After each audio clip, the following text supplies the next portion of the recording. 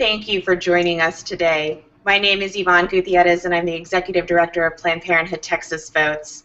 As we mark the first anniversary of Wendy Davis's filibuster night, I am thrilled that Cecile Richards, President of Planned Parenthood Votes, and Wendy herself are joining us today for this Google Hangout to reflect on this historic moment and what's at stake for women in this election.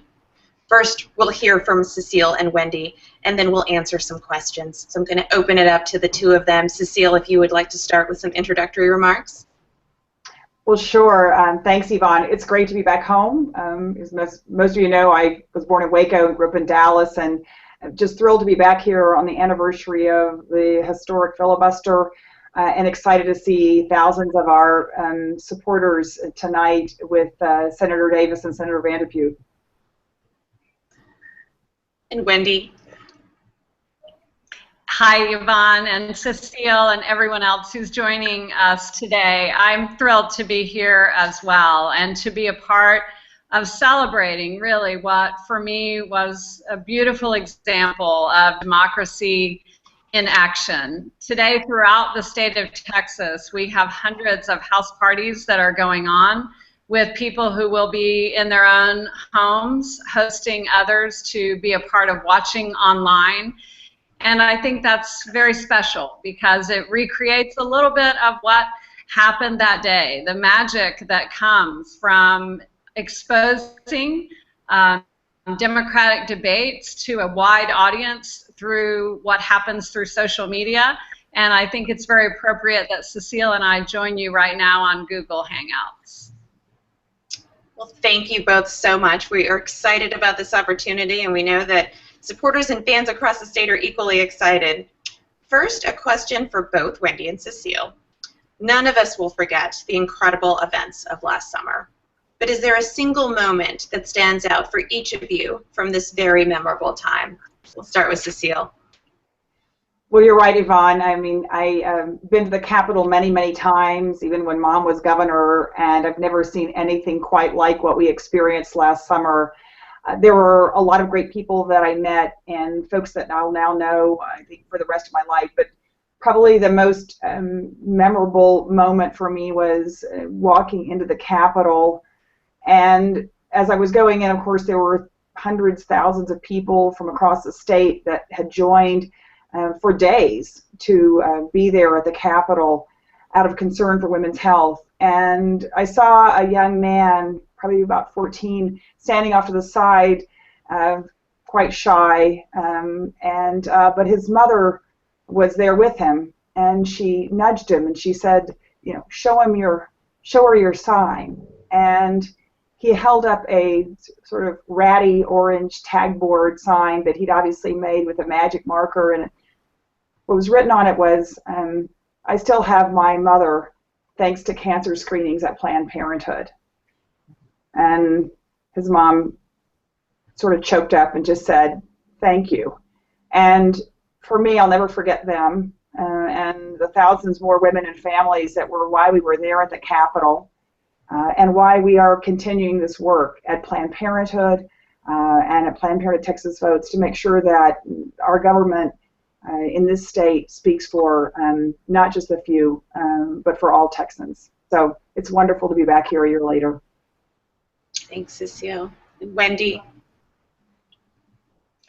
So many memories from that day. It's really hard to pick only one, but I think Cecile's sentiment is one that I would say stands out for me as well. I had no idea when the day began the kind of response that would be generated. I certainly couldn't have possibly anticipated the thousands of people who would join us in the Capitol that day. Of course, I knew throughout the day that the gallery was full, and I could sense how full the Capitol was because I could literally hear it coming to life and quieting again, and I understood that something momentous was happening. I was proud to be a small part of that. For me, really, I think that final few moments where the people took over and the filibuster truly became the people's filibuster, that stands out in my memory as one of the most incredible experiences I've ever had the benefit of being a part of. And as Cecile said, those very personal moments. When I was reading some of the testimony on the Senate floor, which I had not read ahead of that day, it was very emotional for me. It was very raw to read some of the incredibly personal experiences that people were willing to share in order to make sure that other women's reproductive rights are protected, and of course making sure that their voices were added to the process and that they would be heard. And I think of the many people, women and men and across the country who were online that day as well, senators were standing with you. So Cecile, obviously we know that despite the heroic efforts of Senator Davis and thousands of Texans, that HB2 still passed and became law. Can you talk a little bit about the impact that this has had on women in Texas and what folks are doing to continue to fight back? Sure, and again, I think, so there have been obviously healthcare impacts. We've seen dozens of health centers in the state have closed as a result of not only HB2, but of other actions by Governor Perry and by the legislature. And so, unfortunately, many women in the state have lost access to not only safe and legal abortion, but also preventive care. At Planned Parenthood, we're committed to continuing to serve women in this state no matter what. You know, we've been here for 75 years and we'll be here for 75 more. But I think the other part of the impact of what happened with the passage of this bill is, I do believe last summer, and Wendy or Senator Davis said it really best, this was participatory democracy in a way that we have not seen in Texas in a very, very long time. And I think a fuse was lit last summer. And so what I think the encouraging part of all of this has been is to see thousands of young women, young men who have never been involved in the political process maybe before, never volunteered in a campaign, some of them who've now come to work for Planned Parenthood, many of whom are volunteering for the Wendy Davis campaign. I'm sure many of them are having house parties tonight. So to me, I think despite the really outrageous acts of the state legislature, I do think the courage of Senator Davis and her colleagues and the outpouring of support for her and for women's health in this state have made a mark and are going to change this state forevermore. And Wendy, on that note, very critical election, talk about the contrast between you and your opponent when it comes to issues important to women and their health. I think it can be distilled to a very simple statement, Yvonne. It's that I trust women. I trust women to make decisions for themselves about their reproductive health care. I value the constitutional protections that are in place to assure women that right. And I don't believe that we can be a leader in this state who picks and chooses which constitutional protections we believe are valuable and which are not.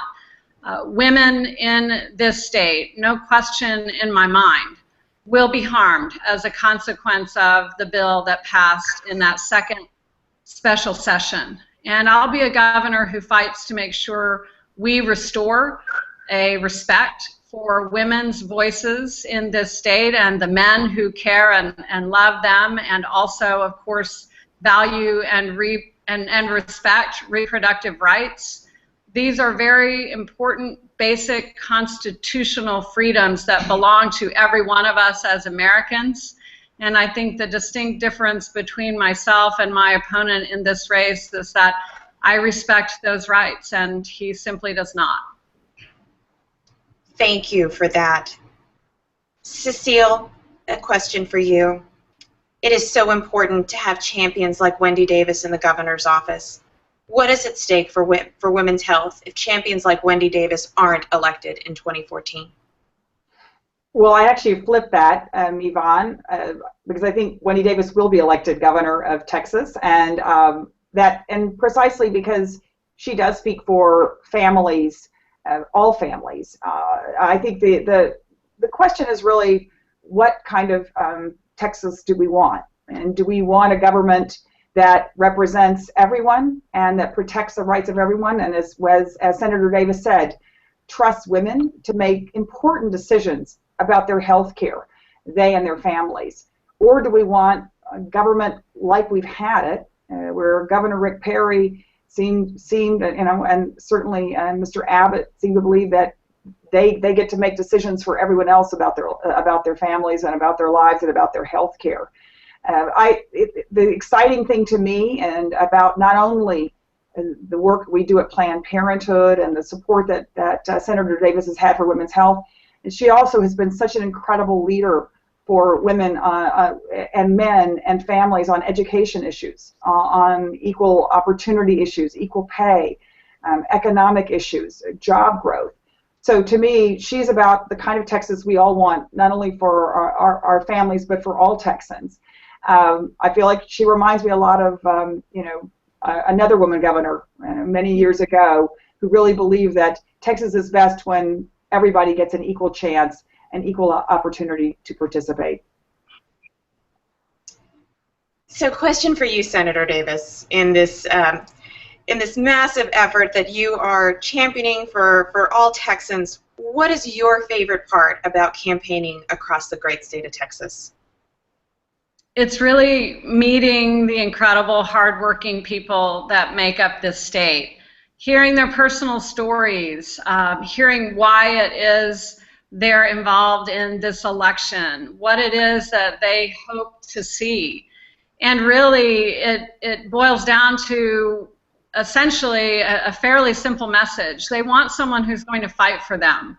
They want a governor who will carry their voices to the Texas Capitol, even on days when they can't be there, like they were on June the 25th. They want someone who's in touch with the things that matter most to them and their families. They want to know that no matter where they come from, they have an equal opportunity to realize their dreams in this state. That's who we are as Texans. We are hardworking people. We are made of grit and determination, and we manage to do unbelievable things because of that power of perseverance that we each possess. And I've loved hearing the stories of perseverance that so many people have shared with me.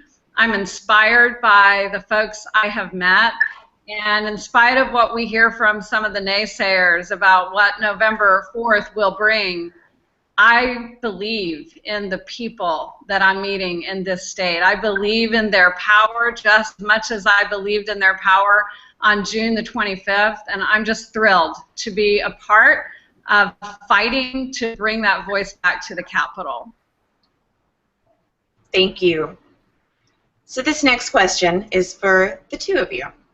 Can you both talk a little about how women voters and the issues that matter to them will play a role in 2014, and what you'll be doing to make sure they know what's at stake? And we'll start with you, Cecile. Okay, sure. Well, thanks, Yvonne. Look, women voters are essential to this election and to elections across the country. And I think what we've seen at Planned Parenthood and Planned Parenthood Votes is that when women know the difference between candidates, and again, I think in Texas you couldn't have a starker difference between Senator Davis and Mr. Abbott. When women voters know who's on their side, and again, Senator Davis has been for women's economic opportunity, women's health, women's rights. When they know the difference, they'll support candidates who support them. We've seen consistently in races across the country where women are being determinative. I mean, women voters are breaking in wide gaps for folks in support of candidates who support them. So for us at Planned Parenthood Votes Texas, this is going to be a critical election, one where we're going to make sure that women and their families, and certainly the men who love them, know the difference between Senator Wendy Davis and her record, and not only her record, but what she will do for this state, and the positions of Greg Abbott. And I feel confident that when women begin to focus on this election, which is usually in the fall when most people get their kids back to school and think about voting, and they take a hard look, that they will absolutely understand that Senator Davis has been on their side and is someone who's going to fight for them. Thank you. And Senator Davis, your response to the question? I agree with Cecile. I think women are an important role in this election. And one of the best things that happens in a contested general election is that we have the opportunity to have a real conversation about what's going on in our state and to make sure that people are aware. I think, you know, when you look back at June the 25th, the thing that made it so powerful was that people were watching. They saw what was happening, but there are so many days of legislation that passes in that Capitol that are harmful to women and their families, and they simply don't know that it's occurred. So I see it as a personal responsibility to make sure that women, and as Cecile said, the men who love them across this state, understand that we passed in a Republican majority Senate and House last session an equal pay for equal work bill for women. Governor Perry vetoed it. Greg Abbott has said he will also veto that. Women need to understand that they have a distinct choice between two people who will see them as valuable equals who are deserving of quality health care, of reproductive rights, of equal pay, and probably most importantly, a governor who is going to fight for their children. I know as a mother, that matters most to me. And I think we have a very stark contrast here between what these two candidates will offer the electorate in our roles as governor in terms of what we will do to advance public education. And we're going to make sure that people understand that choice. I think that's absolutely right. And I have a question for the two of you. Both of you are mothers of daughters who are now young women. And for this fight to be really something that is a true challenge for this generation, how do you feel like your daughters are viewing the efforts against women and women's access to health care and women's rights? And what has their response been to what's happening in states across the country, especially here in Texas? And Cecile, I'll start with you. Well, I'll let Senator Davis talk about her two fabulous daughters who have had the real pleasure to meet and get to know. But for my own self, I have 3 kids, 2 daughters and a son, and I would say certainly my daughters are paying attention to what's happening politically. They've both been involved in both elections and in standing for women's rights, but probably most importantly, so is my son.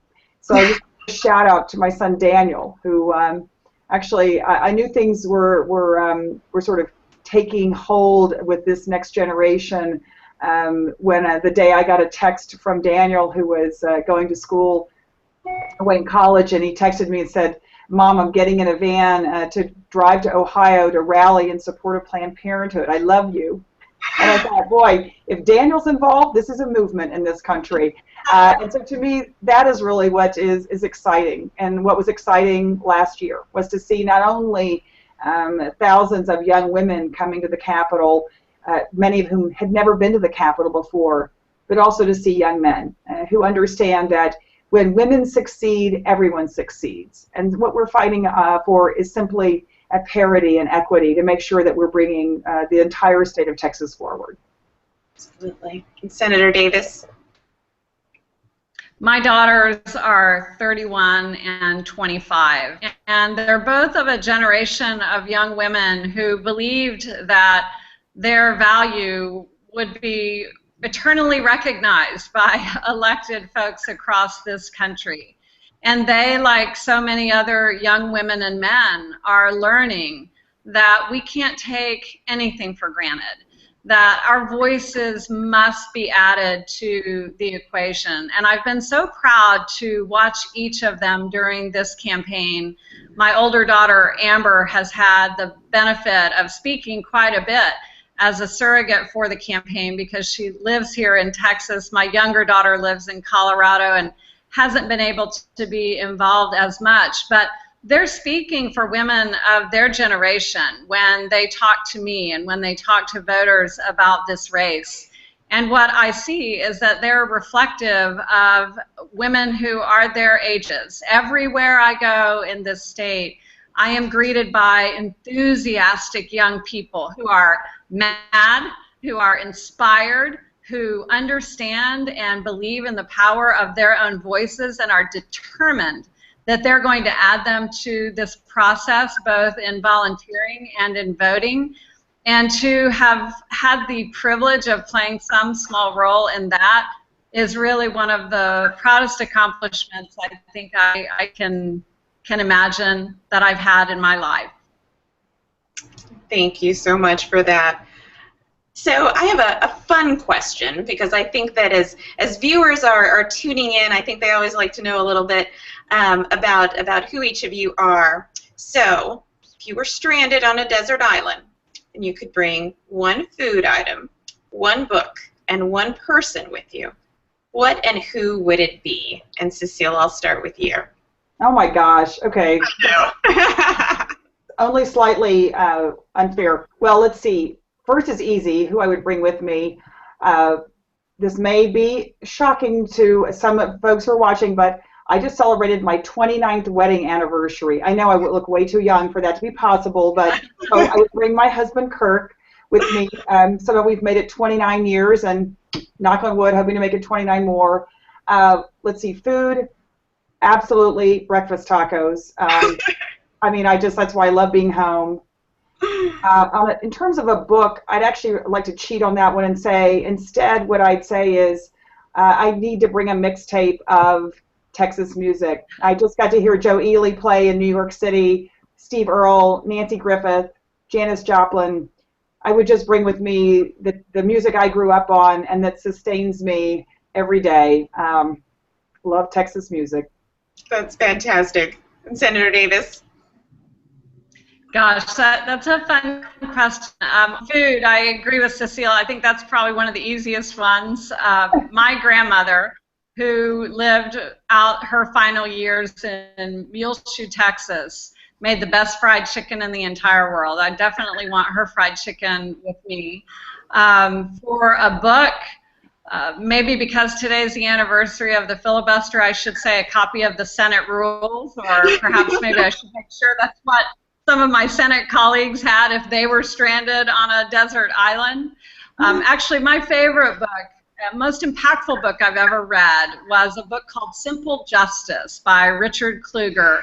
I read it in law school, and it made me appreciate and understand so much the sacrifices that people make in advancing the ideals of our democracy.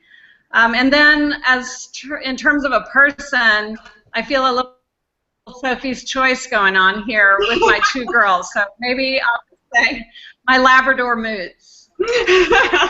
Yeah, that is a tough one. I know, of all of these questions, it's the toughest. Well, I want to thank you both so much for doing this today. And just a last question for both Cecile and Wendy. For anyone watching who wants to get involved with Wendy's campaign, with the work of Planned Parenthood Texas Votes and Planned Parenthood's votes to elect women's health champions, what can they do? And Cecile, we'll start with you. Sure. Well, it sounds like you still got time to order some pizzas and invite folks over to do a house party tonight for Wendy Davis if you haven't already planned that. So I'd say that's what I do tonight if you are any busy.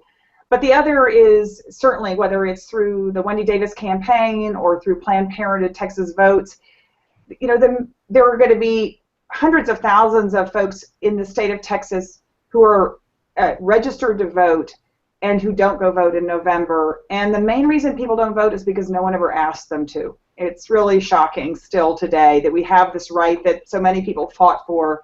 And so I think the most important thing that folks can do is to volunteer to help talk to individual voters about why it matters.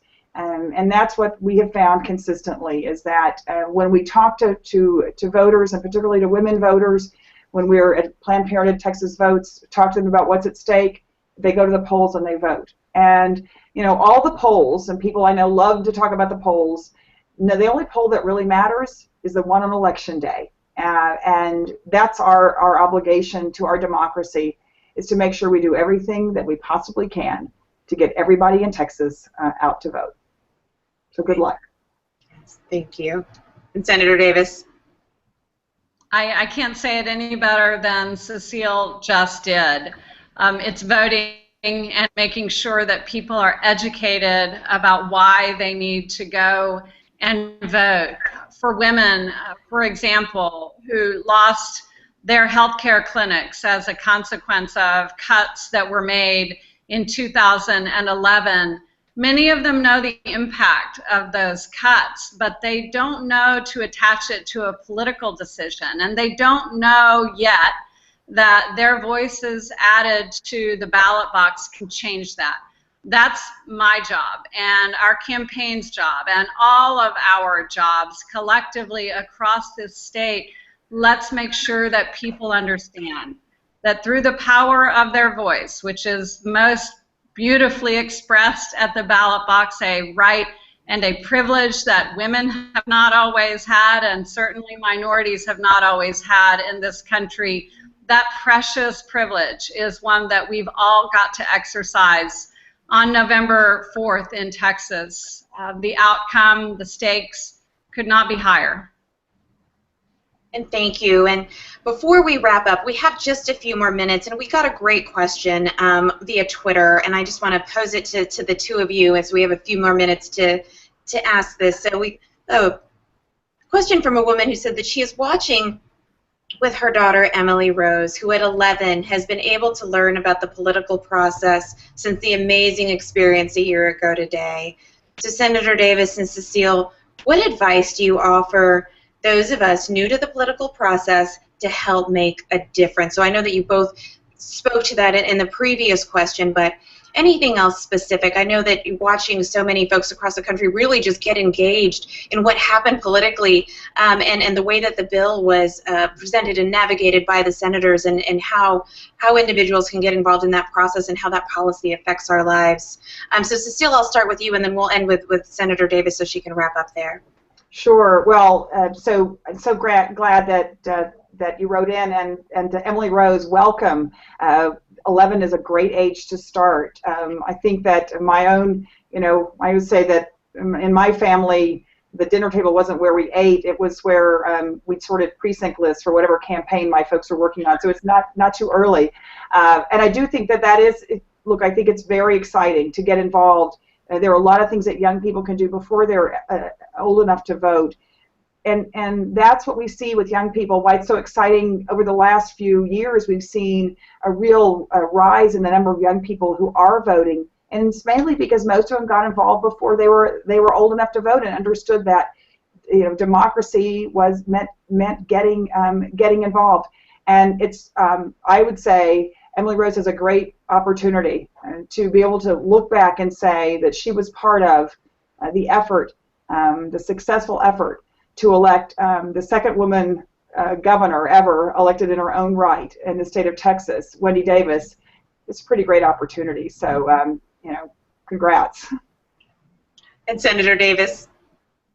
Well, hello, Emily Rose. You are the future of not just the state, but of this country, and I'm delighted that you are tuned in to what's going on. It's outstanding. When I was 11 years old, I was not nearly at the level of understanding the big wide world around me that you obviously are. And kudos to your mom, who clearly has played an important role in that. Talk to your friends. Just as we're saying that folks ought to talk to each other about the importance of voting, talk to your friends and your friends' parents too, and let's all together work to make sure that no one stays home because they think their one vote just won't make a difference. We know that those one votes do, and we've certainly seen a number of elections in Texas that have been decided by a handful of voters. So on election day and during early vote, I would love it, Emily Rose, if you'd make some phone calls and make sure that all of your family and friends are out there voting. Thank you so much.